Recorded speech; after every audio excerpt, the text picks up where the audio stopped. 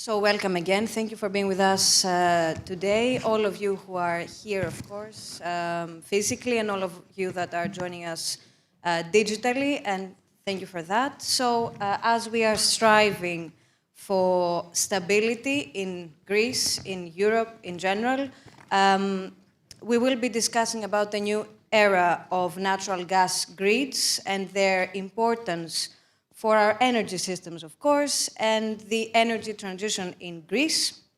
We know that the government's goal is to transform Greece into an exporter and a transit hub for green energy to Europe by strengthening, of course, energy interconnections and regional cooperation for the benefit of all countries involved.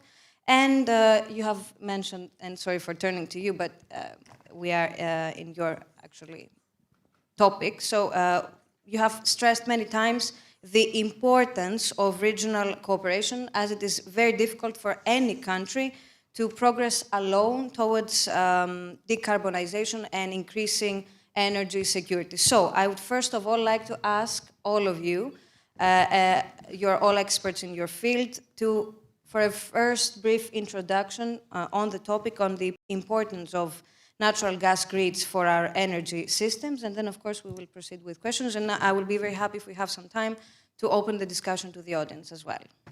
Ms. Sdoukou. Hello everyone, how are you? Good? Full of energy, I suppose. Just coming from another conference. I apologize if I'm dizzy a little bit, so switching to natural gas is the topic, right? First of all, thank you very much for inviting me. Okay, the discussion will be on the critical role of natural gas in the green transition, and I think that we should start with saying that obviously no one can ignore the critical role of natural gas that has to play in the years to come. There's no need to reiterate here that we are talking about a flexible energy source, we are talking about a reliable energy source, and it fully supports the variable essence nature that renewables have, like wind and solar. So as we transform our energy system in Greece, as we move forward with green transition, natural gas, I will repeat it once again, will continue to play an important role, a vital role in ensuring energy security and also fueling, I would say, the economic growth of the country. We used to say it bridge fuel, okay? I think, okay, these are words that we continue mentioning, natural gas as a bridge fuel, but I think that it really has an important meaning. Because even with our ambitious green plans, which of course prioritize renewable energy sources, we will continue to consume natural gas. Of course, at lower rates as we progress. It will be part of our energy mix, obviously. But yes, we have to stay realistic and say that yes, it will continue to play an important role. And even if the quantities, let's say, reduce by year to year, they will be slowly be replaced with renewable molecules, such as biomethane, such as green hydrogen. So for that reason, the government and the policy makers should continue giving the signal that it is an important fuel in our energy mix. There is another aspect very important, which is the geopolitical side, the geopolitical aspect, and the fact that natural gas is also crucial to the energy security of Southeast Europe.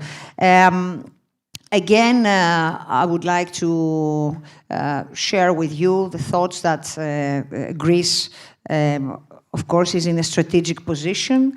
We have flagship projects in infrastructure and natural gas. We have developed so far quite robust, I would say, natural gas grids and infrastructure in Greece. And thanks to that, we have managed to be proud as a country that we have become less dependent by few suppliers, and we have managed to diversify our energy sources. And of course, this strategic move, I would say, unfortunately, as a country, we had the capability to see that years before. This strategic move will contribute also to not only for Greece's benefit, but to the broader European energy security framework. And let's not forget that thanks to this natural gas infrastructure, we have secured the provenance of natural gas for our country, and we did this also for the entire region during the previous years where we had the energy crisis. Thanks to that, we kept European houses warm. Thanks to that, we kept European industry active.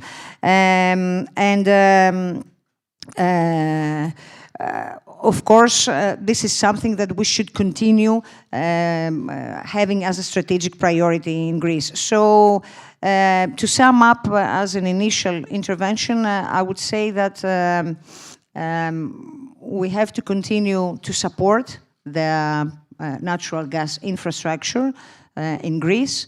There is a pipeline of projects. I'm sure Maria will say more on that. Yesterday, for example, we had a fantastic event that DESFA organized regarding vertical gas corridor, which is another example of why we should continue this regional cooperation on natural gas infrastructures, which finally will be an enabler to have more energy security in our region. And we will be discussing about that project. So, Ms. Galli, your first introduction. Let me say that, of course, Ms. Sdoukou, Alexandra made a very comprehensive introduction on how we see the role of the natural gas.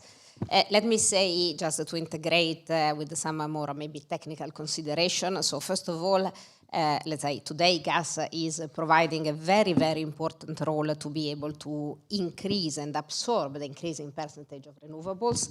So we can, every day, on a daily basis, we see big fluctuations that are not affecting the daily life of everybody of us with respect to sun and wind, because when needed, gas is available and is there to provide the energy which is not available in the night or when the wind goes down. And let me say that this is happening already at the rate of approximately 40% of the total Greek energy demand on a daily basis. So on a daily basis, we can have plus 40% of wind and solar, or minus 40% of wind and solar on a 100% basis that is replaced by gas. So to give a sense of how this cooperation in, let's say, partnership between, let's say, a dispatchable energy source like natural gas and the renewables is already proving, in fact, very, very successful.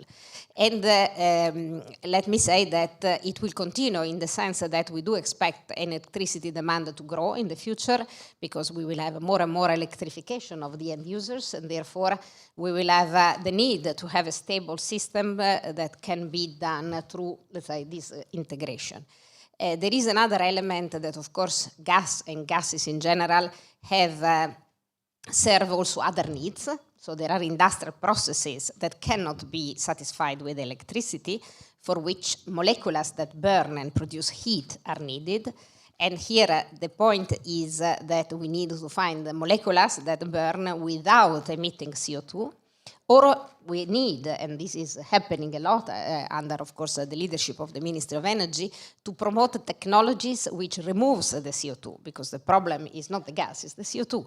And so all the technologies that can decarbonize the gases are crucial to maintain this element of the energy system that provide the stability to the system and remove the problem of the emission. And I think that on this, all the companies are working very hard on these two fronts, how in certain cases it will be possible to remove CO2 before any burning of these of gas molecules, or after with carbon capture and sequestration. So we see a big effort from all the players in the industry to guarantee that gases will be able to, let's say, play a role as a partner of renewables, but at the same time decarbonize themselves and make sure that they can contribute to this stability, but without, let's say, affecting, of course, the final goal of the climate neutrality. Just for our audience's information, there's a huge project called Mammoth.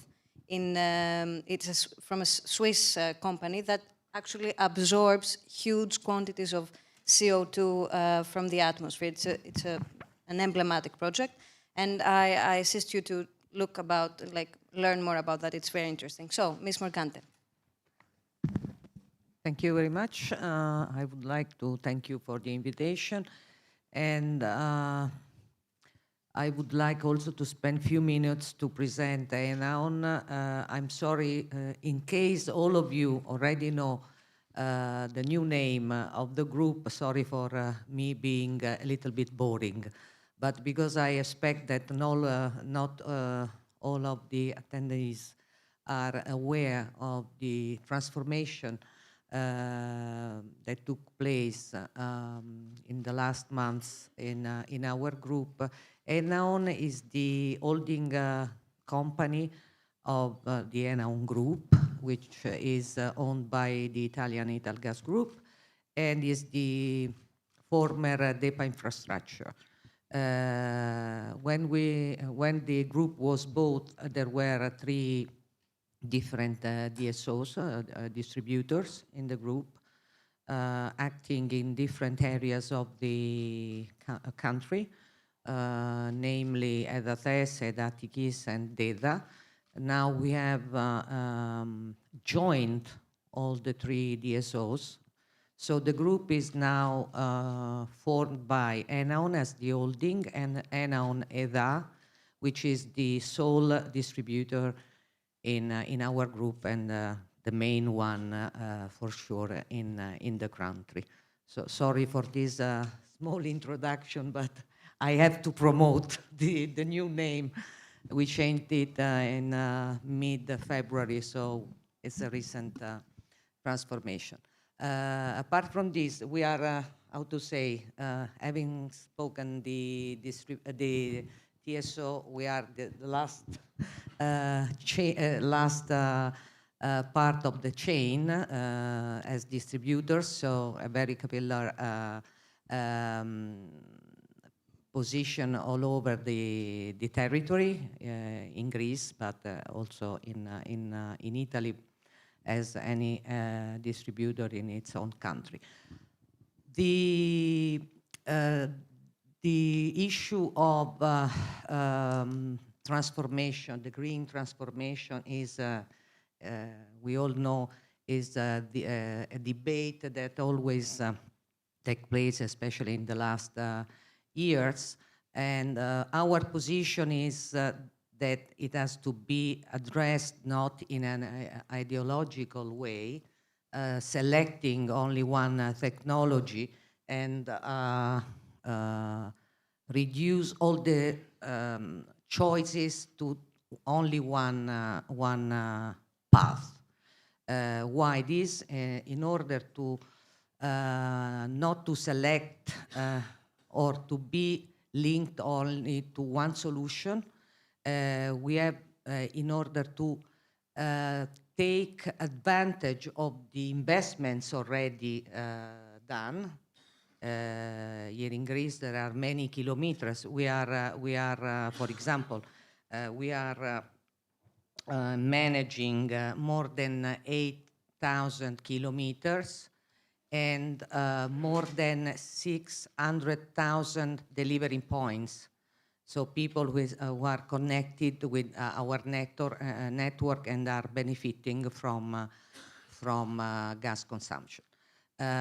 So the theme is in the investments already done that cannot be thrown out and have to be used in a different way.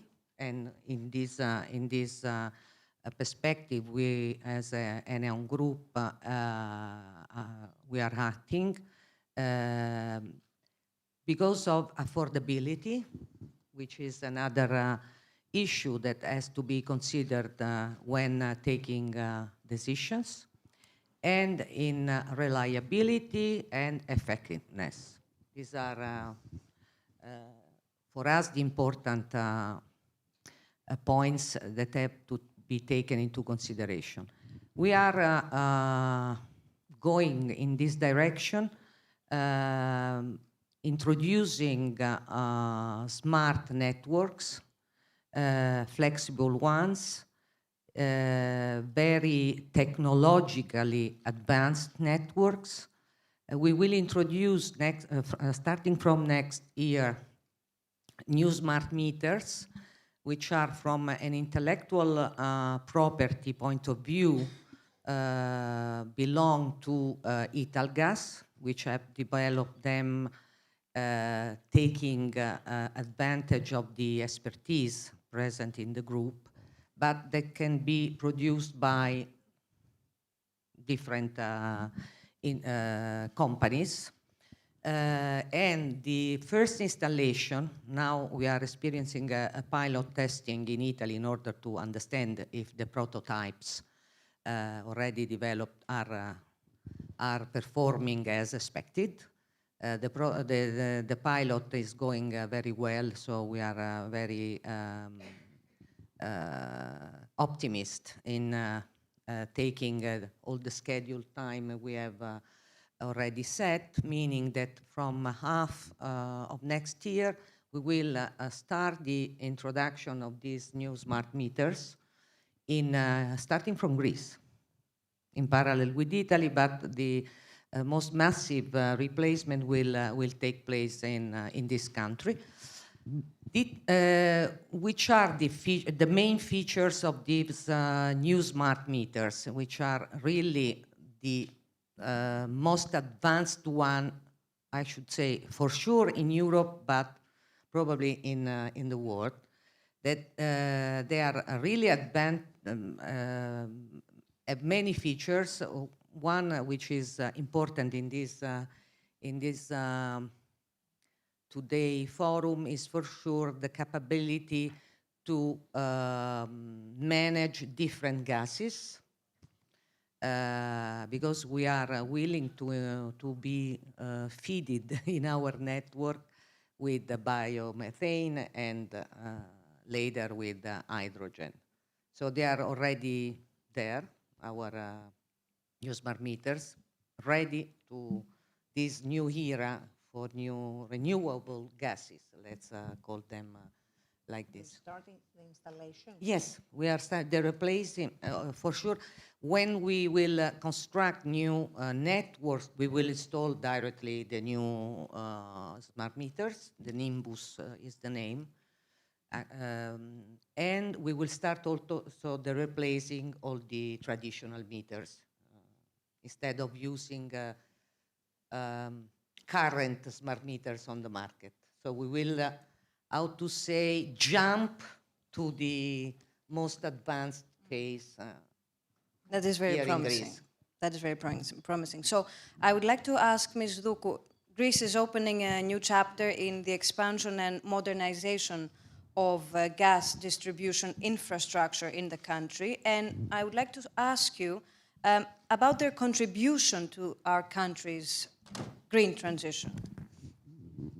We just heard one more tangible example of showing that Greece has made a significant progress in expanding and modernizing gas distribution infrastructure. And as I've mentioned before, again, I think we see, and there is no doubt about that, that natural gas is a key enabler for the green transition.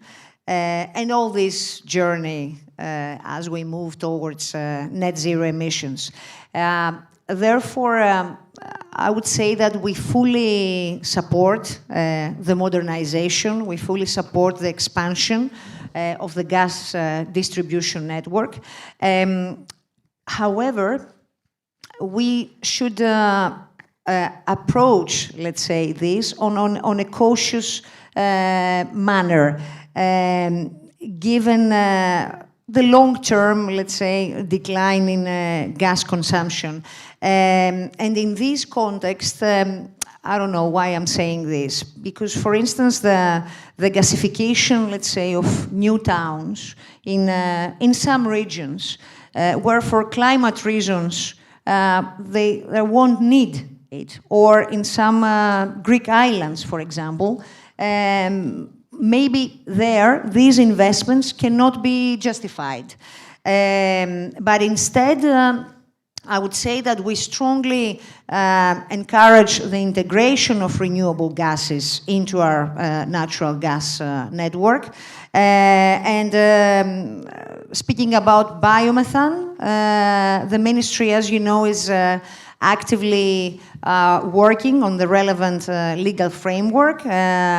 This has followed a scoping study and some initial discussions we had with stakeholders in the previous months. Now we aim to present the draft law legislation for public consultation soon. And finally, I think, I don't know who mentioned that, infrastructure, we see that it's very important, infrastructure for the transportation and the storage of CO2 via CCS. This will also be a reply to your answer to your question. This will also enable significantly the energy transition, and we are focusing on maturing also on the side of the ministry, of the policy making, all these kind of technologies. I think ultimately that all these projects that we are talking about will ensure that not just we meet current energy needs, but we lay the foundations of having a sustainable and secure energy landscape for the years to come. Thank you for your reply. So I would like to ask Ms. Galli, responsible actually for the transport of the gas, is the National Natural Gas System Operator. So you have mentioned recently at the Delphi Economic Forum that natural gas is a key partner for the further penetration of renewable energy sources, and that there can be no energy transition without energy security. So how far or how close are we to this so much needed energy security? Of course, so first of all, let me say energy security when it comes to natural gas, I'm saying, or technologies in general, we need to look at it through 3 dimensions. The first dimension, of course, is availability of infrastructure to receive energy when the energy is not produced domestically, or to transport this energy within the country and within Europe. And on this, I think for sure Greece has made significant progresses and has made and is keep making significant progresses now also with the Alexandropolis FSRU and with the project that we are as DESFA making to increase the interconnectivity in the system and the ability to export toward the neighboring countries. This, of course, requires also that the countries where this energy is received have sufficient capacity themselves to receive the capacity or to transfer it, to other countries within the Union. And this sometimes is a little bit a problem which is considered a bit secondary, because we look at the borders where we receive energy and we forget a bit about the internal bottlenecks. So that's why, as Ms. Sdoukou said, Alexandra, that the Vertical Corridor Initiative is something that we are working very hard to make sure that in a coordinated manner with all our peers, we removes any existing bottlenecks so that the gas that arrives in Greece now and hydrogen maybe in the future can transit through those countries. And then there is the third dimension, which is, let's say, having a contract for supply of energy. That, of course, is not my job, thankfully. But what I can say is that there is a situation much better, definitely. There is many more projects in the world as a result of the crisis that are increasing the capacity to produce natural gas, in particular LNG. And this means, again, we are as a country well placed because we have LNG import facilities. There is also the other side of the coin where we are still taking quite significant risk because the energy players are worried about taking commitments to buy gas because of the uncertainty about the role of gas in the mid-term. And therefore, not as a country, but as a continent, we run the risk of having more price volatility that other continents, like Asia in particular, where there is an energy policy that look at the security also through this angle and pushes for having sufficient long-term commitment. This is something that, as Europe, we have given for granted that gas will be there. Probably gas will be there. Well, with all the projects that are being developed, gas will be certainly there. But we need to remind that there are still many vulnerabilities. I was reading that maybe Austria will no longer receive Russian gas very soon for complex reasons. So these, they have infrastructure for sure. They can receive gas from Italy, they can receive gas from Germany, but this will remove molecules that were addressed to someone else. And so if we don't have a basis of long-term contracts, as a continent, we might run the risk of not having security in prices. So we have, and let me just add another angle to that. Security means also multiplicity of technologies. Sometimes we give for granted that the domestic technologies are very secured, consider wind and sun, true. But then we have days with a lot of sand coming from the desert where the sun is producing very low. We have days without wind. We have a problem with healing that destroys solar panels. So security needs to be looked also through the dimension of having multiple technologies that can complement each other. Please allow me a second question to Ms. Galli, because you mentioned it, and we are a step closer from what we understand to this so-called vertical natural gas corridor that will supply actually the countries of Southeast Europe through Greece, as of course Europe steps up efforts to diversify supply and boost energy security, as we mentioned. So when will we see that project operating, that emblematic project, and what is its potential, actually? Well, first of all, let me say that the vertical project is not an emblematic project in the sense that is already working. So vertical corridor is an effort among us, the TSO of the region, to coordinate ourselves better. So Greece is already transporting LNG receiving LNG that ends up in Moldova or in Hungary. And Hungary receiving gas from Azerbaijan. So there is a network of interconnected pipelines south to north that enable gas to flow. So why all this effort? First of all, because as Greece, our capacity will increase 4 times in a matter of the next 6 months, 1 year from now. And so the capacity that we have available today will be much higher in a few months, Alexandropolis and so on. And together with our partners, Bulgaria, Romania, Hungary, Moldova, Ukraine, we have identified pipeline by pipeline how much capacity each of them have. And we have seen that maybe in Hungary it would be good to build a 60-kilometer pipeline to reduce a bit of bottleneck in the middle. That it would be good between Hungary and Romania to increase the capacity. That maybe in Ukraine they need to reverse a compressor station to send gas in the opposite direction. So we are putting a lot of emphasis on the fact that vertical corridor is the way of using in the best possible manner existing infrastructure with targeted, limited investment to remove bottlenecks here and there. So the gas is flowing. We wanted to make it even more easy for the market to use it and to make sure that we don't have bottlenecks, that at the end we have a lot of capacity in Greece, we arrive in Bulgaria, and then the gas cannot go in Romania, or arrives in Romania, it cannot go in Hungary. So this is it. And we are not building a pharaonic new pipeline, that's for But sure. it's emblematic because it is important. That's why I mentioned the word emblematic. Yeah, in I think that way. what makes it emblematic that it's really a cooperative effort. Yes, exactly, exactly. So, Ms. Morgante, you, of course, Enaon is designing smart, flexible, and digital gas networks across the country. You mentioned in your introduction affordability. So, how are you making these networks affordable? How will you be making these networks affordable? Affordability can be seen from many perspectives. Let's take the point of view of the final customer.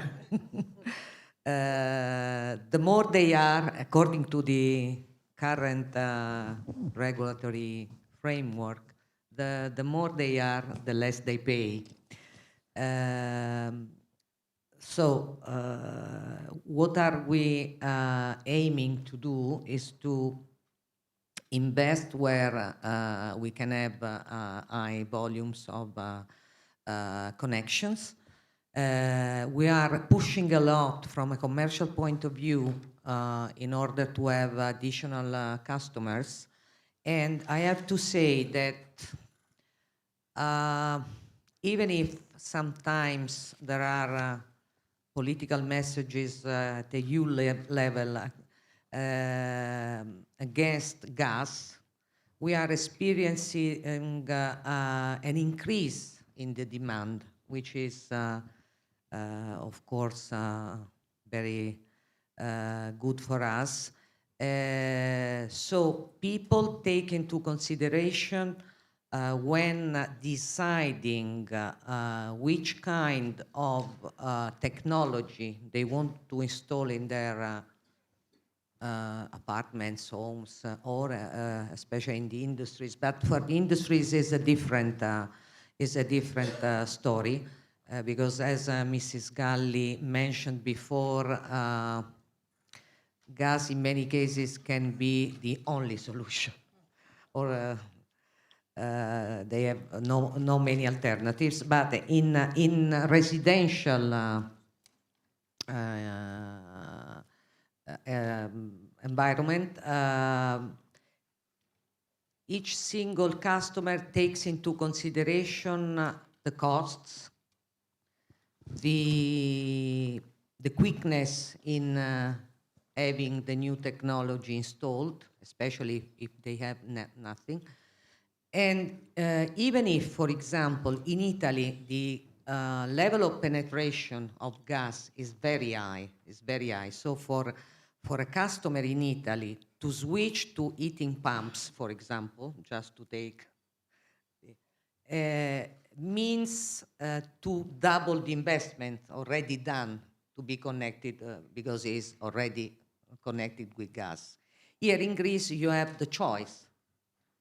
The penetration is is lower than in other countries, so they can choose what to install for the first time.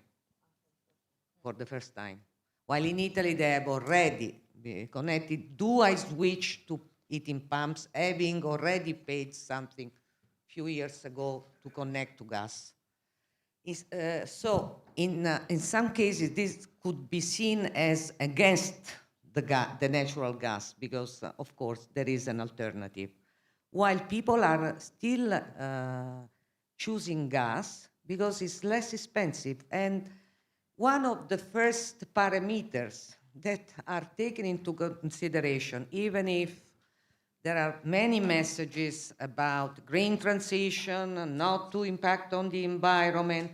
So what we have to do is to have the ability to feed this installation, which today are fed by natural gas, with renewable gases. And we are working with, so we are very happy that there will be soon the public consultation on biomethane, because we have started already some activities, but of course is a very important parameter to know which will be the economic impacts in or switching from the production of biogas into the one of biomethane, or to install new plants for the production of biomethane, sorry, or if there could be a third, so brown projects, green projects, or combined, let's call them project, meaning more production can cooperate in order to have a plant which is fed from the different production, which of course have to be closer one to the other, and to share the costs of the investment. This is a third possibility, but of course, if we haven't the economics, it's difficult to proceed, because how to convince a current biogas producer to switch to the production of biomethane if he doesn't know which is the impact, because they receive some must have some incentives, or lose the incentive to produce biogas, for example. So the incentive What about to be switched from one production to the other. The ones who are very close to the expiry date of their license are more motivated. Then, in addition, which is the cost, how is split the cost of the connection to the natural gas distribution network between the biomethane producers and the DSO? There are different schemes all over Europe. Which one will be adopted by? So we are really. We can give, because we have some experiences in Italy with the mother company. Yes. There are other models. We already know also the models which are in place in Germany, which is the country in Europe which higher production of biomethane, while, for example, in France there is the higher number of biomethane producers, but the overall amount is less than the German one. So to understand which are the rules of the game, and if there is any incentive to go there. Let's take into the consideration that in the plans, in the EU plans, in the next years up to 2023, we should increase the production of biomethane at a growth rate of around 30% per year. But in the last 5 years, the average growth was 16%. So we have to double. And in Greece in particular, we have to start. So we are ready. We are. Final, thank you very much for your answer. So final question to Ms. Sdoukou, because we're running out of time. So as we're trying to portray the next day in natural gas energy the transmission investments, please tell us how attractive is Greece to such investments, and how can we see the next day of Greece as an important energy hub? You mean investments in natural gas? Yes. That's an interesting question. I think in Greece we have made great efforts, I believe, in Greece for the role of our country as a gas import and as also as a transit hub. And of course, all these efforts have included significant investments in infrastructure. Great examples include the connection with the FSRU in Alexandroupolis, the interconnector, Greece, Bulgaria, the compressor station at Komotini, the interconnector with North Macedonia, and others, and all these are tangible examples of investments. Most of these projects are already in operation, others are in the construction phase and will soon be completed. However, all these investments are made actually with the understanding that Southeastern Europe will try to seek alternatives to the Russian pipeline route. And what we see is that we see Russian gas being transported, being dumped, others would say, due to the very low prices, to the region through Turkey. This is the reality, and in big quantities. But I said before that in Europe, I think we have learned our lessons in the previous years, and I think that we cannot allow ourselves to be placed in the same situation as we were. And from a policy perspective, I think that we have been very, very clear. And the Repower EU initiative has set, I think, the course for Europe's mid-term disassociation with Russian gas. That is why the Greek government has done the utmost, I would say, to support investments and also to support the concept of vertical corridor. And I think that these binding market tests organized by DESFA will reveal real intentions of the stakeholders in the region. But as we are run out of time, I think that first, Greece's strategic location.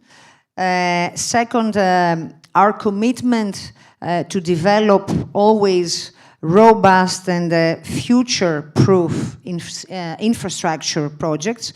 And third, our supportive, I would say, policy environment in Greece. Yes, all of those factors collectively, yes, they can make Greece a very attractive destination for natural gas transmission projects. I think we should keep that as a message, as a conclusion, of course, of this panel discussion. Thank you very much for such an interesting discussion. Thank you.